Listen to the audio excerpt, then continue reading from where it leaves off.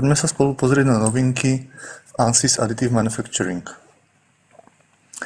Vylepšenia nájdeme u Laser Powder Based Fusion simulácií, kedy došlo k novému nastaveniu pomocou zadaniu výkonu laseru pre jednotlivé vrstvy.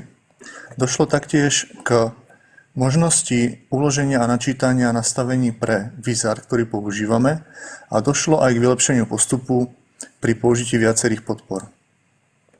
Podobné vylepšenia nájdeme aj u DED simulácií, kedy môžeme lepšie vizualizovať G-code, ktorý používame pre simuláciu. Opäť môžeme nastaviť výkon laseru pre jednotlivé vrstvy a máme tu aj podporu pre neplanárne G-cody. K vylepšeniam došlo aj v metódach sieťovania, konkrétne u silizačnej metódy, kedy môžeme použiť viacero telies a máme spojitý prechod medzi sieťami.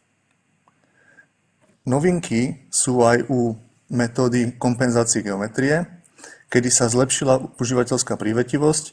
Môžeme použiť referenčné geometrie na jednotlivé iterácie a môžeme reštartovať, čo je veľmi zaujímavá novinka. Ak vás zaujíma viacej, budeme sa na vás tešiť na update v Brne alebo na ďalších miestach po Česku a Slovensku, alebo sa prihláste na nejaké školenie, ktoré ponúkame. Ďakujem za pozornosť.